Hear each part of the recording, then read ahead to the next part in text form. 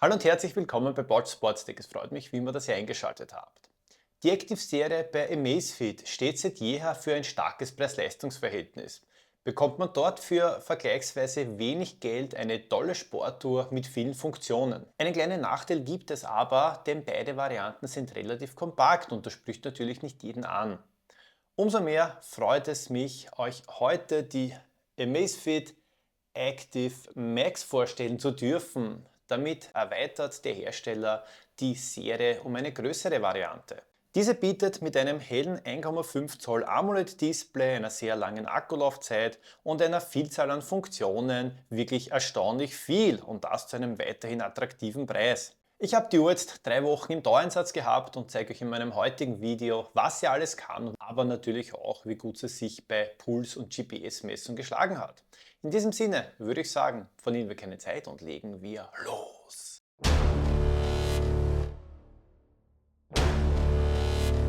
Die Amazfit Active Max ist ab heute in der Farbe Schwarz erhältlich und kostet 169,90. Die Amazfit Active Max ist mit einer Gehäusegröße von 48,45 mm und einer Dicke von 12,2 mm die größte Variante in der Active-Serie. Hier ein direkter Vergleich mit der Active 2 bzw. der Active 2 Square. Trotz ihrer Größe ist sie aber ein Leichtgewicht und bringt nur 39,5 Gramm auf die Waage. Ermöglicht wird das durch die Materialien, denn wir haben hier eine leichte Aluminiumlegierung und auch die Rückseite besteht hier aus Kunststoff. Was das Design betrifft, so sticht hier die Active Max ebenfalls heraus. Wie gesagt, hier ist der Rahmen aus mattem Aluminium. Bei den beiden anderen Modellen ist der Rahmen aus glänzendem Edelstahl. Die Uhr hat des Weiteren ein 1,5 Zoll großes AMOLED-Display, das im Prinzip unter allen Lichtbedingungen gut ablesbar bleibt, denn das Panel erreicht eine maximale Helligkeit von bis zu 3000 Nits. Es gab für mich eigentlich kein Szenario, wo ich das Display nicht gut ablesen hätte können. Die Uhr hat auf der Seite zwei physische Tasten. Wenn man die obere Taste drückt, kommt man zu seinen ganzen Apps und wenn man die untere Taste drückt, dann kommt man zu seinen Sportprofilen. Insgesamt hinterlässt die Uhr einen sehr hochwertigen Eindruck und auch trotz des geringen Gewichts wirkt sie keineswegs billig, sondern lässt sich dadurch im Alltag als auch beim Sport sehr angenehm tragen. Auf der Rückseite kommt der aktuellste PPG-Sensor von Amazfit, der BioTracker 6.0 zum Einsatz. Dieser Sensor wurde bei allen Amazfit-Uhren des aktuellen Modelljahres verbaut. Ergänzt wird das Ganze durch die bekannten Standardsensoren. Wir haben einen Beschleunigungssensor, einen barometrischen Höhenmesser, einen Umgebungslichtsensor sowie einen Temperatursensor. Für die Positionsbestimmung setzt die Uhr auf Singleband-GPS, Dualband gibt es hier leider nicht. Ja, und wie gut sich die Amazfit Active Max bei der GPS-Messung geschlagen hat, das zeige ich euch dann im späteren Verlauf des Videos. Für viele wahrscheinlich auch wichtig, die Uhr hat Mikrofon und Lautsprecher verbaut. Damit kann man, wenn das Smartphone mit der Uhr gekoppelt ist, Telefonate führen oder man kann mit ZepFlow, der KI von Amazfit, interagieren. Ja, und last but not least eignet sich die Uhr problemlos zum Schwimmen, da sie bis 5 ATM wasserdicht ist. Kommen wir nun zur Akkulaufzeit und die ist dank des 658 mAh großen Akkus definitiv eine Stärke der Uhr. Laut Amazfit sind bei typischer Nutzung bis zu 25 Tage Akkulaufzeit möglich. Bei intensiver Nutzung sollen es immerhin noch 13 Tage sein und wer das Always-On-Display eingeschaltet lässt, soll 10 Tage mit einer vollen Akkuladung schaffen. Und wer mit der Uhr läuft, wandert oder Radfahrt und das GPS nutzt, der soll mit einem vollen Akku bis zu 64 Stunden durchkommen. Ich habe die Uhr natürlich intensiv genutzt und sie das erste Mal nach 12 Tagen das erste Mal wieder aufgeladen. Ich glaube, ich hatte so circa 13 oder 14% Restakku übrig.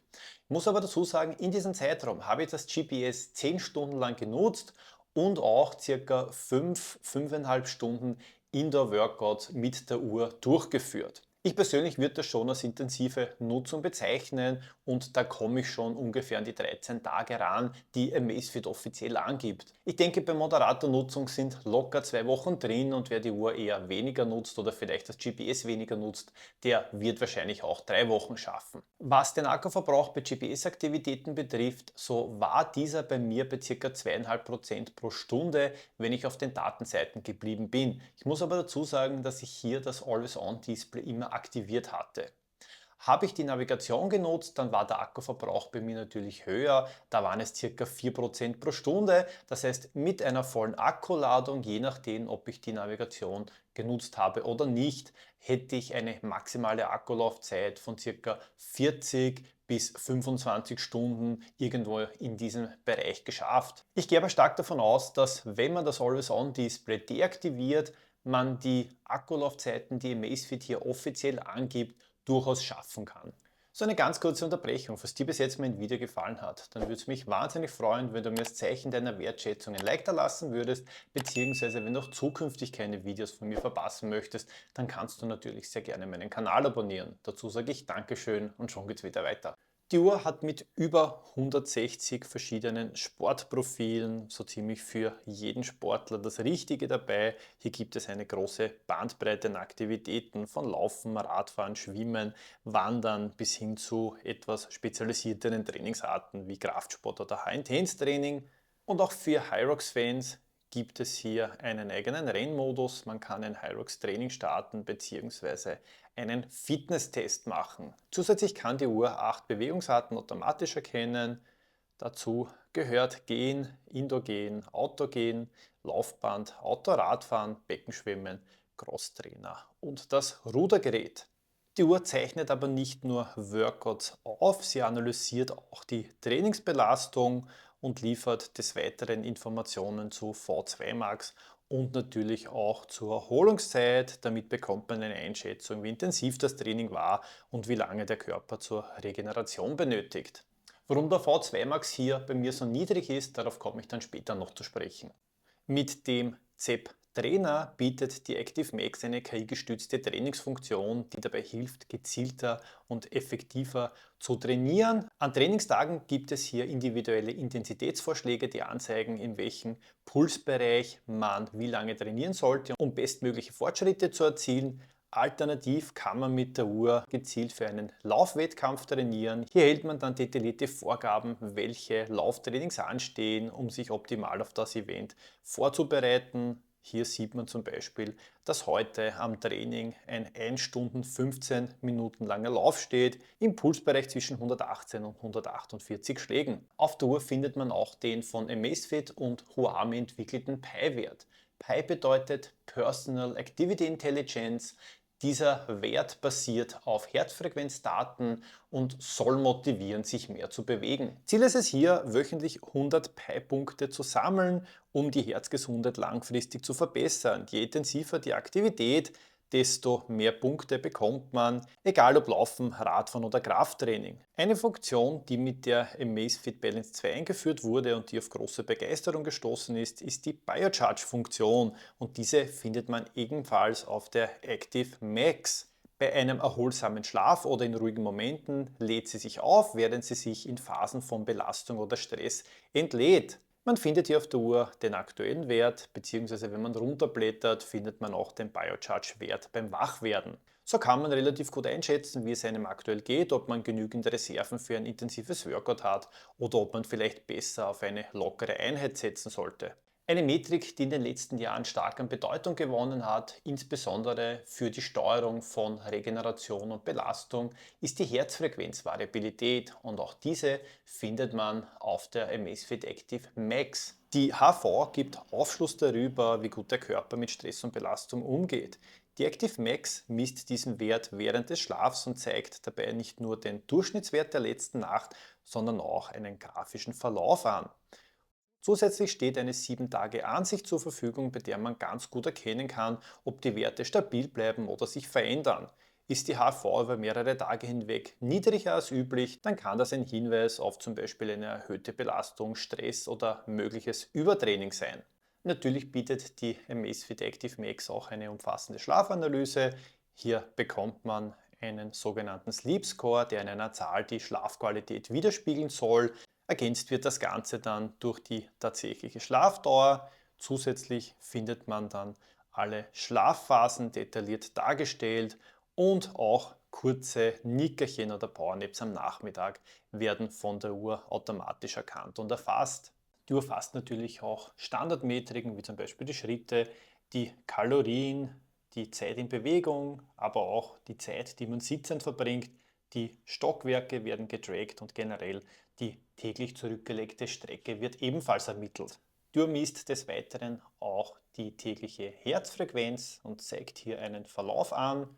Auch die Blutsauerstoffsättigung misst die Uhr und auch der tägliche Stress wird dargestellt, auch wie lange man wie gestresst war und auch der Verlauf der letzten 7 Tage oder die Stresswerte der letzten 7 Tage werden auf der Uhr angezeigt. Wer möchte, kann alle Metriken auch manuell per One-Tap-Messung erfassen lassen. Dazu zählen die Herzfrequenz, die Blutsauerstoffsättigung, der Stresslevel sowie zusätzlich auch die Atemfrequenz. Mit nur einem Knopfdruck zeigt die Uhr dann innerhalb von wenigen Sekunden die aktuellen Werte gesammelt an. Ein echtes Highlight der Active Max sind die Navigationsfunktionen. Die Uhr bietet Offline-Karten, die sich direkt über die SEP-App auf die Uhr laden lassen. Damit werden sogar Straßennamen angezeigt, etwas, das in dieser Preisklasse alles andere als selbstverständlich ist. Wer einer Route folgen möchte, kann diese entweder als GPX-Datei in die SEP-App importieren oder ganz einfach in der App erstellen und anschließend auf die Uhr übertragen.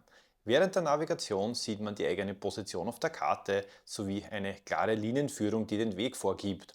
Zusätzlich gibt es Abbiegehinweise und Warnungen, wenn man vom geplanten Weg abkommt. Wie bereits eingangs erwähnt, verfügt die Amazfit Active Max über ein integriertes Mikrofon und einen Lautsprecher. Dadurch lassen sich Telefonate direkt über die Uhr führen, vorausgesetzt es besteht eine Bluetooth-Verbindung zum Smartphone. Eine weitere Besonderheit ist auch Zep Flow, ein KI-gesteuerter Sprachassistent. Über Sprachbefehle lassen sich verschiedene Uhrenfunktionen steuern, Einstellungen ändern oder Informationen abrufen.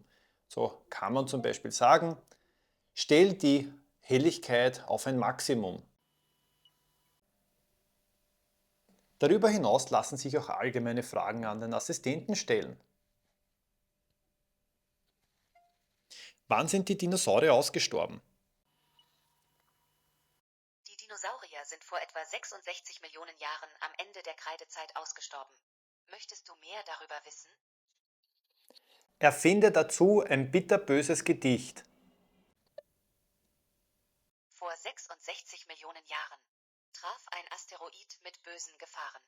Die Dinos schrien, das Ende war nah. Jetzt regiert das Huhn, wie wunderbar. Was die Pulsmessung betrifft, muss ich hier ganz ehrlich sagen, dass ich bei der Active Max etwas enttäuscht war. Und das hat mich auch überrascht, denn dort ist im Prinzip der gleiche PPG-Sensor verbaut, der auch bei allen anderen Amazfit-Uhren des letzten Jahres auch verwendet wurde und mit dem ich eigentlich positive Erfahrungen gemacht habe. Für mich persönlich gibt es hier zwei mögliche Gründe. Auf der einen Seite läuft auf meiner Uhr noch eine Beta-Software und das kann natürlich sein, dass das dann mit der finalen Software wesentlich besser läuft. Auf der anderen Seite habe ich die Uhr natürlich ausschließlich bei kalten Temperaturen getestet und man weiß natürlich, dass optische Sensoren hier grundsätzlich Probleme haben. Diese Information möchte ich euch bewusst vorweg schicken, bevor ich euch jetzt die Pulsmessungsergebnisse präsentiere. Mein erstes Beispiel ist ein relativ gleichmäßiger Lauf, bei dem ich zwei kurze Stehpausen eingelegt habe, weil ich kurz etwas erledigen musste und danach wieder weitergelaufen bin. In der zweiten Hälfte hat die Pulsmessung hier etwas besser funktioniert. Im ersten Teil sieht man jedoch relativ deutlich, dass der gemessene Puls hier über längere Abschnitte hinweg deutlich zu hoch lag. Ja, und dieses Verhalten hat sich leider auch danach fortgesetzt. Bei diesem leichten Traillauf, bei dem es etwas mehr Pulsbewegung gegeben hat, zeigt sich im Prinzip das gleiche Phänomen. Die Amazfit Active Max hat den Puls durchgehend zu hoch gemessen. Der Verlauf an sich ist zwar parallel zum Brustgurt, aber die Messung ist natürlich deutlich zu hoch. Und auch bei einer 50-Kilometer-Tour mit meiner Freundin Sandra, bei dem wir abwechselnd einen Kilometer gegangen und einen Kilometer gelaufen sind, lässt sich das sehr gut erkennen. Vor allem in den Belastungsphasen sieht man hier, dass der Puls wieder einfach viel zu hoch erfasst wurde. Dieses Phänomen hatte ich aber nicht bei allen Einheiten und das stützt ein bisschen auch meine Theorie mit der Temperatur, denn bei einer 40-minütigen Radtour auf dem Hobentrainer bei 20 Grad hat die Pulsmessung deutlich besser funktioniert. Wie man sieht, lag die Active Max hier über weite Teile des Workouts nahezu gleich auf mit dem Brustgurt. Ja, und auch beim Krafttraining hatte ich gemischte Ergebnisse. Ich habe euch hier zwei Beispiele mitgebracht. Eines, bei dem es nicht so gut funktioniert hat und eines, bei dem die Messung deutlich besser war. Im ersten Beispiel sieht man, dass der grundsätzliche Pulstrend in der ersten Hälfte zwar noch so halbwegs korrekt erkannt wird, in der zweiten Hälfte wird die Pulsmessung aber dann noch schlechter.